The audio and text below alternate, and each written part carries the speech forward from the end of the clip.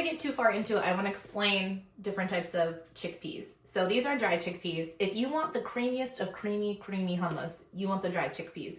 This is going to be a labor of love if you do this, though. You can Google or YouTube how to boil these for hummus. It's a long boiling process that you add baking soda to. And then the easier way, you're still going to get creamy hummus, but not like that. Very creamy still, is with canned chickpeas. The best ones to use are Goya, in my opinion, but they're going to be just fine with Wegmans. All right, into our food processor, we're adding our 2 cans of chickpeas, a little bit of water.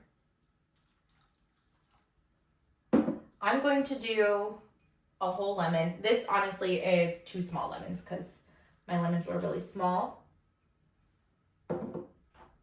2 big cloves of garlic.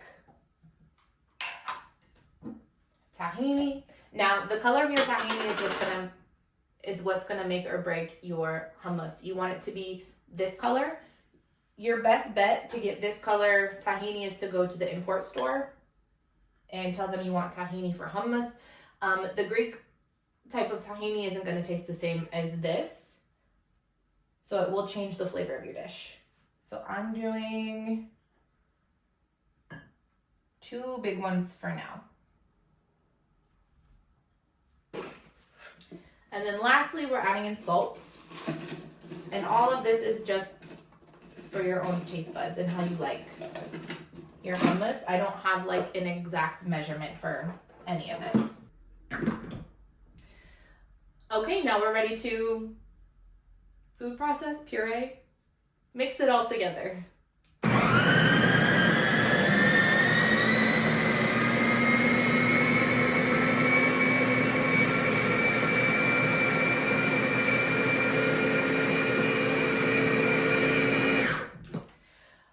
Okay, just how everything is mixing together, I'll show you.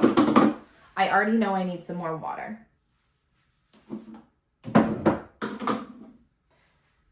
So what I am gonna do is I'm gonna push everything down and mix it in closer together and add some more water in. And then after this mixes through, then we'll taste it. It's too chunky right now to know how the flavor is being distributed.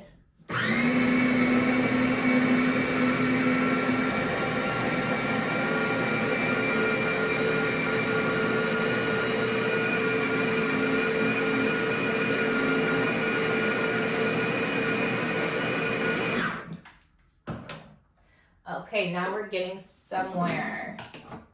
This looks much better. Okay, so now I'm gonna give it a taste. I do still know that I need more water and to mix it a little bit longer too. But before we add more water, we're gonna see if it needs more lemon because the lemon is a liquid that will creamify it more as well.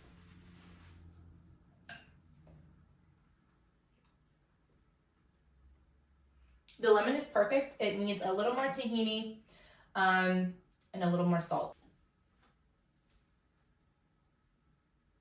And that's about how much more tahini I'm putting in.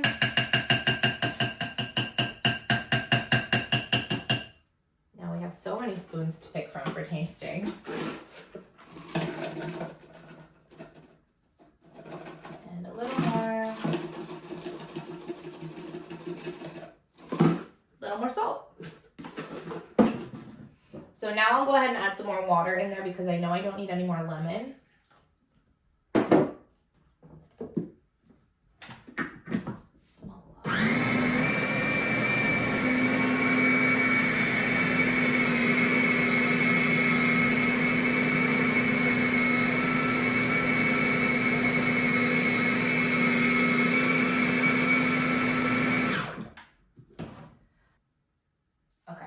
This is what my hummus looks like right now.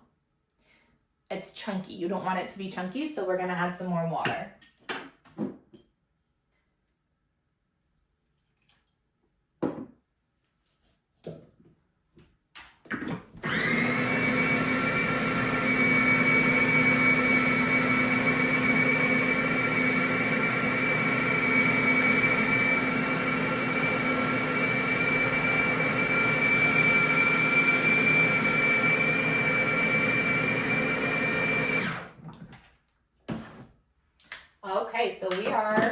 pretty much at the creaminess texture that I want. And I do want to taste it to see if this is winner winner chicken dinner.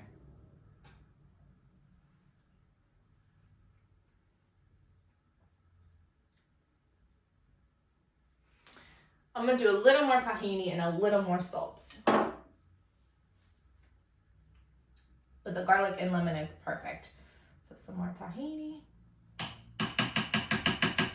I like mine with a lot of tahini.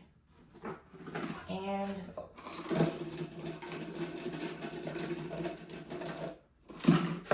And while you make Middle Eastern dishes, you pray. So just pray for whatever you want to.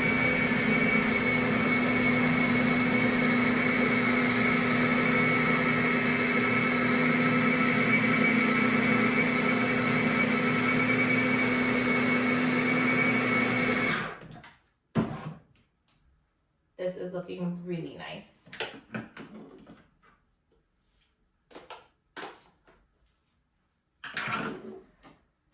All right, I'm just gonna push some more down just because I'm seeing a little bit of tahini. Like I said, you probably have a better food processor than I do. All right, and a taste test. And that's exactly what I'm looking for. Mine is super garlicky. I love it garlicky. Okay, one last go at it.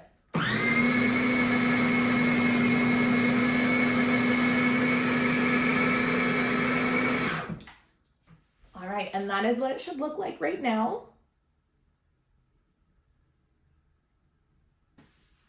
Okay, in order to properly plate your hummus, you need a dish that looks like this. Okay, so what we want to do is we want to make like, not a bowl, but almost like a crate. You want like a lip in your hummus on the side. It'll make sense in a minute. So you want your hummus in there with like a little lip coming around and some dimension inside the middle of the plate. Next, you're gonna take olive oil, a good olive oil at least. You don't want cheap olive oil for this because it is flavor you're gonna taste and that you wanna taste. And then you're going to tip your plate around like this and let the hummus get in the dimensions. I'm gonna add a little bit more to mine.